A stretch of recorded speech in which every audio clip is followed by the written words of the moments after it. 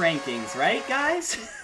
Where you can expect every single power ranking to be perfect every time. I actually had a pretty decent showing in Season 2. Like, there was someone on Reddit who put together, like, this big math thing to figure out whose preseason power ranking was most like what happened. And I did, like, really well. I think I was, like, 5th or 6th place out of, like, 30 to 35 people that they did. Like, I beat out, like, Action was near the bottom. ESPN, I beat them. I probably beat some pro players as well. And I was like, man, I'm so good. I'm such a good analyst. I know what I'm doing.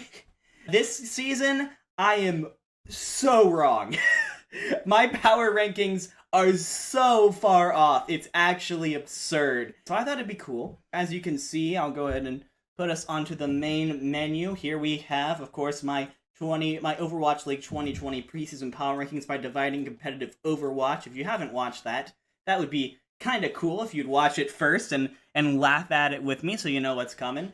We're going to take a look at it, and I'm going to react to it. I'm going to see where I place everything. I don't even 100% remember all of my placements. I'm going to see where I placed everything, try and go through what my mindset was when I was making this video and why I put things where they was and what I got wrong. Because I think it'd be funny. Let's watch my 2020 preseason power rankings, alright? I'll let the text-to-speech do it. Okay, Dadsy. There it is. I personally can't wait to laugh at myself at the end of Season 3 when I realize how wrong I was. Hey, here we are, and here we are. It's not even the end of Season 3, and I already felt the need to do this, because, so with that out of the way, number 20, the Boston Uprising. So I think this is kind of fair. Everyone had Boston Uprising last at this point. I don't think there was a single power ranking that had Boston above 19. And I actually rate Swimmer quite highly to be at least a decent main support, assuming he... Yeah, that didn't end up working out, did it? Hey, Swimmer, if you're watching. I'm scared the team picked up Brucin based on his World Cup performance alone. But yeah, I was assuming that Brucin would be starting since Muffin was on a 2-way. Or Hex can play Widow all the time, and Jerry is somehow the best player that Boston has ever... And it is true! Jerry is the best player that Boston has ever fielded. It's no contest. Better than Myungbong? Okay, but like, Brennan's Sideshow yelled Myungbong, does that have as much comedic value? I don't think so. Jerry! Jerry! Jerry! Jerry! It's actually really hard to rate DPS lines, because everyone in Overwatch League actually has, like, you know, you have DPS that can pop off. Alright, here we go, number 19, Valiant. Now this is the first one that I think people are gonna, because I've found, actually, that this is like one of the, like, when I see, like, when a comment comes through, yeah, see, most recent one, LA Valiant top 8 right now, lol. Try and find an Overwatch League power ranking preseason, season 3, that had the Valiant above the bottom 3, right?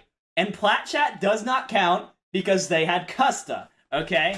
Damn it. I got you, Kern. I'm pretty convinced that no one had the Valiant above number 18. And that's because just no one knew this roster. Obviously says a lot about how good their scouting and their coaching is at this point. I did not put nearly as much stock as I should have because these guys made a team that is way more than like the sum of their parts. And I think that's awesome. Found one Valiant at 16. Okay, it doesn't exist. It doesn't matter. Whoever it was, they're probably silver. From my understanding, this team has 3 hitscan DPS in Shax, KSP, and KSF. I think there were a couple of people who pointed this out to me. One of these players that I mentioned here, Shax, KSF, KSP, is more of a flex player, but he ended up playing hitscan just because that was a role he was forced into. I think it was KSF. Yeah, that was KSF. Yeah, so I did get that, that part was just wrong. To me, this roster just screams, we didn't want to spend money on player contracts this season. Yeah, I think their play will reflect that. Number 8. And it doesn't, and that's so cool! It's so cool! Oh my god! Okay, we'll talk about this in a second, but it is so cool how the Valiant took a roster that was so cheap to acquire and has actually, like, tripled, quadrupled their value. Holy crap, Paris 18! I did not think, I thought I had, like, Chengdu under them. Paris 18? Holy. I think let's let past me try to explain this, because I don't even quite remember what I said here. Paris this season are very reminiscent of the Shock in Season 1. Okay. It all comes down to if they can stay about even in wins and losses until Sparkle comes of age. And until then, you probably have to play with Nico as your flex DPS, which is not inspiring to me. I think Paris' biggest strengths come with their support line. I think Cruz and Gray and even newcomer FD God will be pretty good. Ha. Ha. Cruz and Gray and newcomer FD God, by the way. That guy. Oh man, neither Cruz or Gray are on the team anymore. FD God has been awesome. But like, I love how I added him in as like an afterthought. I did not think he would be starting over Cruz. But then you get to main tank, and it's between Benbest, who was not good and got benched in Season 2, and No Smite, who was not good and got benched in Season 2. This take I will stand by. I think I very much underestimated all that, like, they added on Rush, and they added on like 9k from the Shock. And I think they massively improved their coaching, and that has helped this team so much. There's no reason to think that Benbest and No Smite would like be in the conversation as like top 10 main tanks. I don't think I even talked about XZ in this one, because I just like knew nothing about him. Like, Sparkle's really good, but he's not gonna solo carry. He might solo carry though. My reasoning for rating them low isn't that awful. I didn't fully understand the potential people like XZ or FD God. I didn't even mention Hanbin. I wasn't expecting for No Smite / Benbest to be good. And then, of course, Sparkle. I was having flashbacks to Season 1 Shock with Sinatra, right? I think that's kind of fair to think the same thing would happen where everyone would be hyping up Sparkle so much. But actually, because they had XZ, and because like Soon and Nico actually came up and actually took over pretty well, people actually weren't hyping up Sparkle as much as they did Sinatra. Like, the Shock were struggling in the beginning of Season 1, and everyone was like, oh, Sinatra's gonna come in, he's gonna turn this entire team around. But Paris actually went into Sparkle's, like, already being pretty good, right? So there wasn't as much pressure on Sparkle to solo carry, and I think that's helped a lot. We've only seen one game from Sparkle, but he's been, I mean, it was a pretty dang good game from him. Number 17, the Chengdu Hunters. Chengdu 17, huh? I'm gonna say right now, this is just because I don't watch the Chinese Contenders season, and I didn't know how good they would be. Most of this placement comes from not being confident in their new pickups. 18. Yep. That's exactly what happened. I don't watch Chinese Contenders. I knew nothing about these guys. You know, except for the fact that, like, they got owned in the Gauntlet. Right? I'm pretty sure. Yeah, LG Yahuya. They went to the Gauntlet and just got wrecked. I think they got bounced out in the first round. Imagine not knowing how good every single team would be coming into the season. SMH. That's what I'm saying, Damien. Why are you not just psychic dividing? Why don't you not just know everything about every team and watch every Contenders region so that you understand how these players play? Yeah, comment section, I don't know. I don't know why I don't do that. I want to say that Chengdu's biggest strength is in their DPS. With Leave coming of age, the Hunter... I at the very least had the foresight to praise Leave. Okay. I thought Kyo and Yveltal were a good support line, but Molly and Langsa have been sick. They came out of nowhere for me. Number 16, the London Spitfire. This was a team that I probably should have put a little lower. Unlike some other teams, I think I actually overrated this team's ability to coach up these players. I don't hate it. I don't like it, but I don't hate it.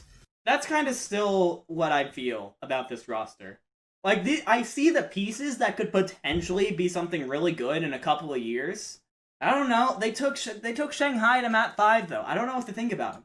Okay. And not to mention Krillin. Like, of all the players on Splendid Spitfire Season 2, this was the one guy they hung on to, and I really want to know why. 'Cause he's cheap. He's cheap.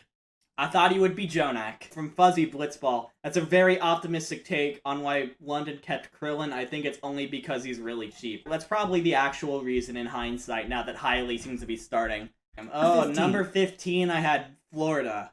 I think this makes sense for what the community perception was of them, but they really cleaned their shit up in the offseason.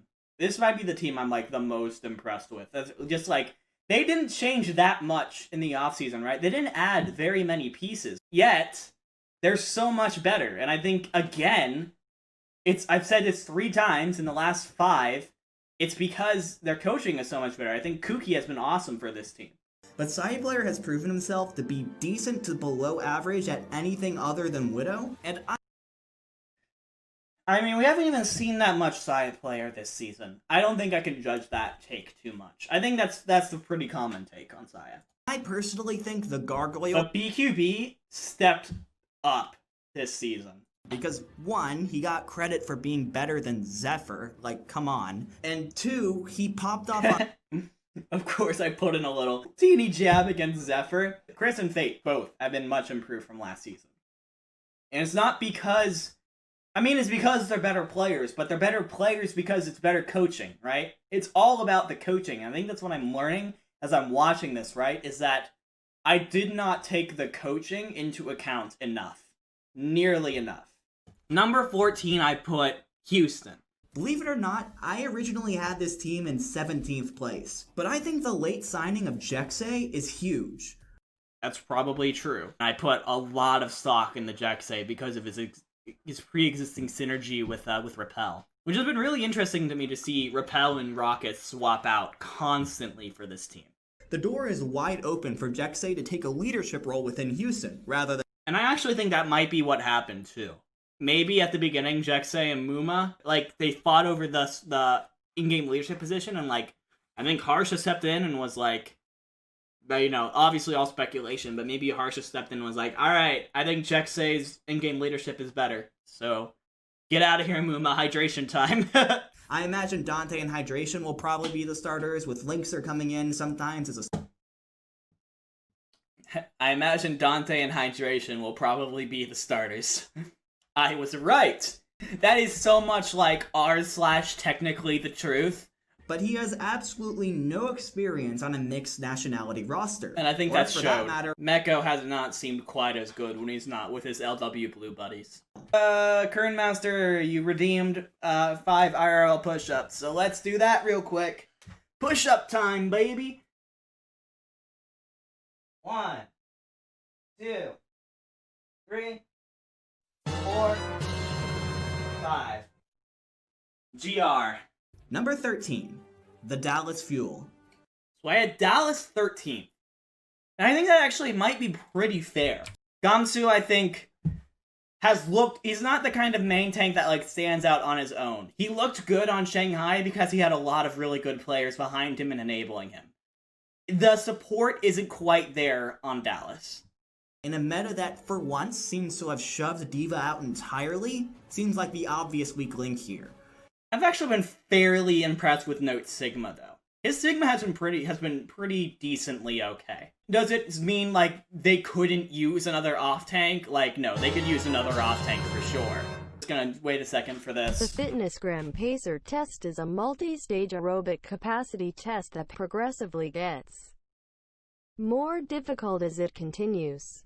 The 20-meter pacer test will begin in 30 seconds. Unless Mickey comes out of nowhere with a really good Sigma, Note needs to either prove that he's not a D.Va one-trick, or... Mickey.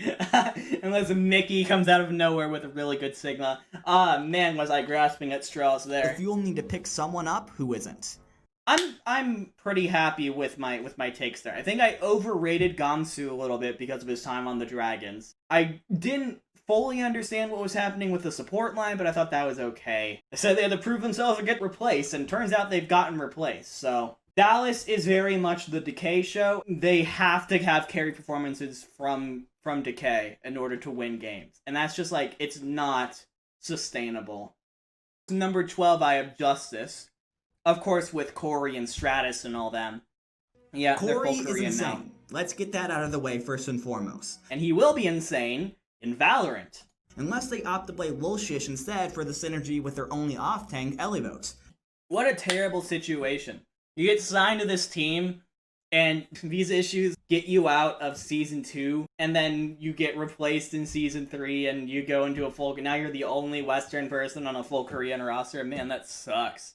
But in my eyes, what this boils down to is Corey trying to drag an otherwise mediocre team to the playoffs. Again, I think that's a pretty fair take for what the Justice were looking like at the beginning of the season, right? Obviously, then everything fell apart and so much has changed, but like, I could have placed them a little lower, maybe just a little bit, a couple slots, but like, I'm pretty okay with that. Number 11. He wasn't even in place this season, just couldn't get to it. Oh my god, I totally forgot about Toronto. I had Toronto 11? I almost had them top half. Whoa. Okay, that's that now that I think that was maybe even a hot take back then, much less now. From a marketing perspective, they've gotten popular players with an emphasis on Canadian talent to drum up homestand ticket sales. So hats off to them. Your homestands are going to be great. Oh man, that is just straight pain. Like, pain, period. Put that on Twitter. I think I rated this team so high because these were all names that I recognized pretty much. Oh my gosh, see that May Ragdoll? That's... Okay, let's look at that again. You can do the same, or at least be more competent than he was in Boston. She does like a dolphin dive. I know comedy, and that was comedy. Let's talk about coaching again, because Jay just left, right?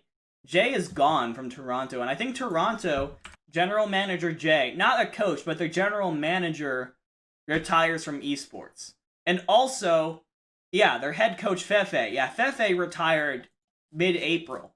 Who is their head coach right now? It's Lilbo. It's Lilbo, and he's the interim head coach. Okay. I actually overrated their coaching instead of underrating them. I am totally happy with having Seoul in the middle of the pack. Because yes, at times they look like the second best team in the world, and at other times they look like number 15 or 16. But then you got rid of Fleta, and you got rid of Jaehong, and I just don't know what to think anymore.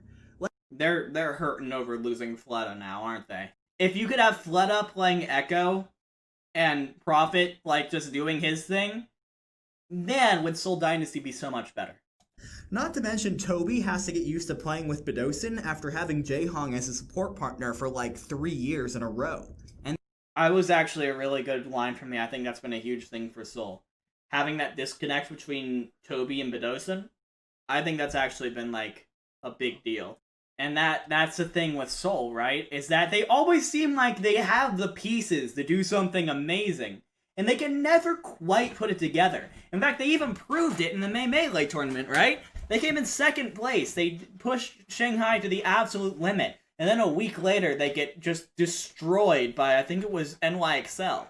Number 9, the LA Gladiators. I think this is actually fair. I'm actually pretty happy with Gladiators 9. They need to... I'm talking about OG and Birdring here, yeah? Yeah.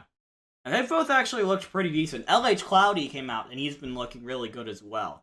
And I think that there's a lot to be said about that. And then, of course, you have freaking... They just picked up Kevster, right? We haven't seen Kevster. He's getting hyped up to hell. And I'm pretty happy about it. I actually think Kevster is a really good pickup.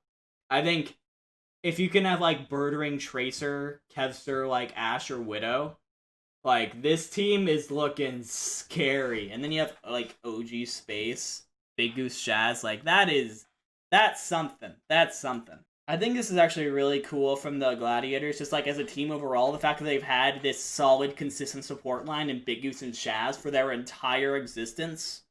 I think that's been awesome. I think that's been super helpful when they add and take out other pieces. The fact that they have that constant there is so good. Guangzhou Charge number 8, I actually think is pretty fair as well. Interesting. So my argument with the Charge is good but not great. I think Krong has come out to become a great off-tank. I think that is huge for this team. And that might be what's pushing the Charge, like, number 2, number 3 in APAC division. They don't really have any massive holes, and they have a couple, like, breakout stars, you know? Number 7. Oh. 7, Vancouver Titans. We're just gonna skip this entire part. Nothing I say here is valid. And they needed to make some moves. 1 second, chat. There was a cat at my door. Hey, cat. Hey guys, look! I found content! You can... I'm not good at holding cats. Let's try and tilt this down. Five, thanks for the follow. Oh, there he goes. Alright, goodbye. He's like, no, you will not use me for views. Okay, see ya. See ya, Basil. They end up cutting Bumper and TZ in order to find Fissure out of retirement, which just seems like a bad idea. Isn't it really funny how the most controversial thing about the Titans was the fact that they signed Fissure? Like, this should have been like the first red flag maybe that like, oh, there might be something wrong with the Titans, you know what I mean? Also, why is Jaehong here? Nothing against the guy, but you have a rookie. The way I just said that, why is Jaehong here? It's like, it's so rude, but so true at the same time. Like, you have Twilight, why is you here and not a backup main tank? Ooh, Shanghai number 6. Again, I think fair at the time, but now pretty spicy. I'm interested to see, like, who I thought was going to be starting on Shanghai. I think I probably thought it was going to be, like, Ding Diem. They talked about how a DPS lineup with Ding, Fleta, Diem, and even Lip were insane. One of the most high-powered in the league. But okay, actually, I don't think I actually said any of them as starters. I said that all of them were really good and could start. I think that's actually good. I think that's great. And now that Fearless is back, after training on the Academy team, and he has an actual team around him on stage, I could see Fearless being one of the biggest breakout stars and redemption stories of Season 3. Whoa. Okay. Am I actually psychic or what, chat? Wait. I thought I was gonna watch this and be like, oh man, I'm so wrong about everything, but that is actually predicting the future right there. I'm so proud of that. I don't feel like I should be as proud of that as I am. Spark 5th. Oh man, I go from Oracle to Noracle. Why did I do that? What's likely is I was still like, oh yeah, this is the same team that came in 4th place in Season 2, and they've changed almost nothing, so they should be about as good, right?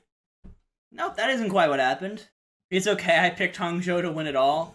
Hangzhou Okay, didn't I change feel a much little this better. offseason. Can someone actually explain to me in chat right now, why is Sassen starting on off-tank over Rhea? I never understood that decision. Wrist injury? Rhea has an injury. Oh, is that so? I had no idea.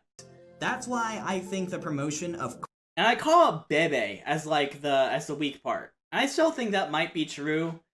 And again, like Coldest, like, you know, he hasn't played it all this season. I don't know. Is Bebe the weak point? I don't think he's the weak point anymore.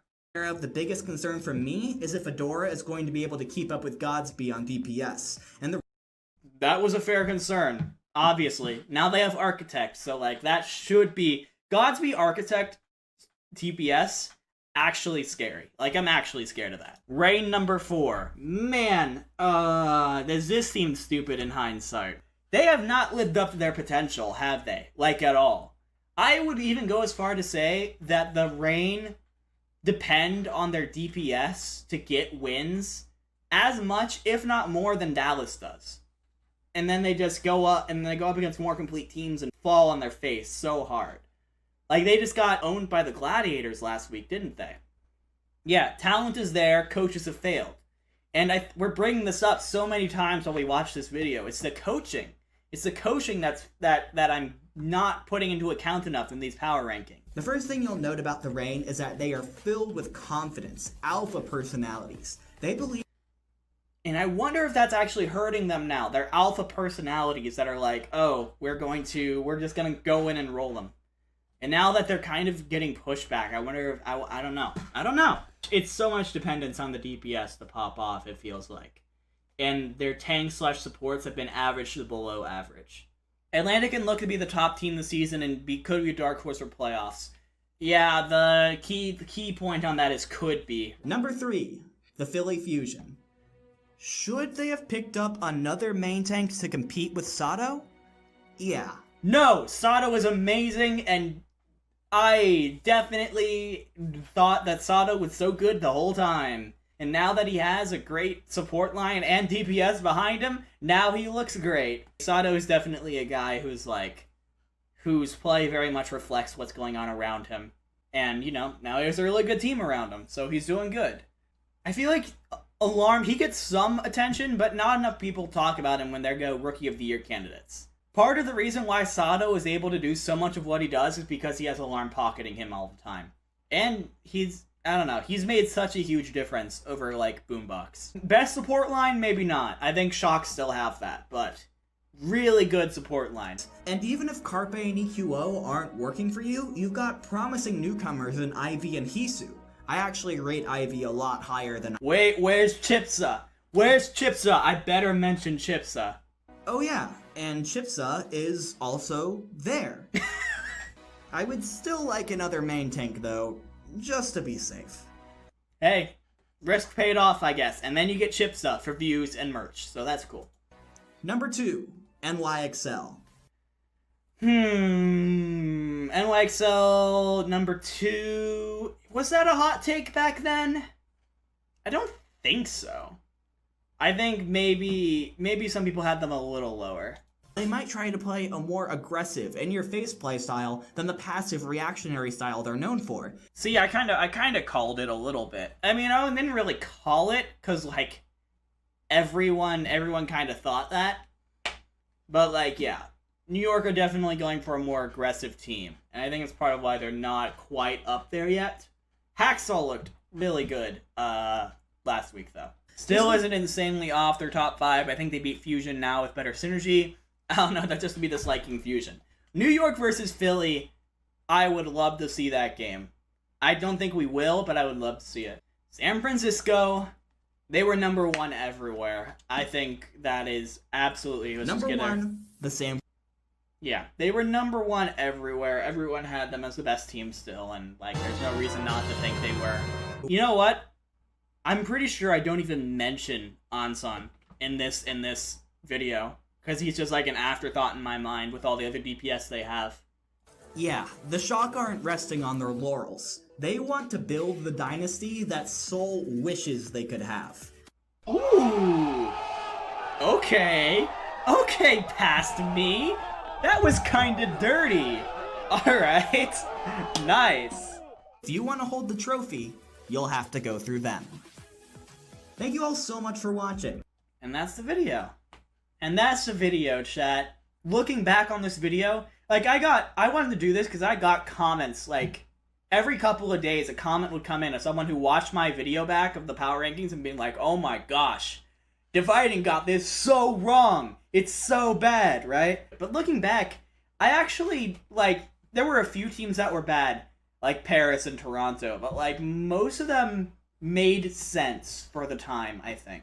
For the teams that I made mistakes on, it was mostly because I either underestimated or overestimated their coaching. Or, actually, I probably just didn't really take coaching or coaches into account at all. Definitely keep coaching into account more, is what I'm probably taking away most from this video. Those of you on YouTube, that's it for you guys. Hope you had a good time. Till next time, don't get tilted, all that good stuff.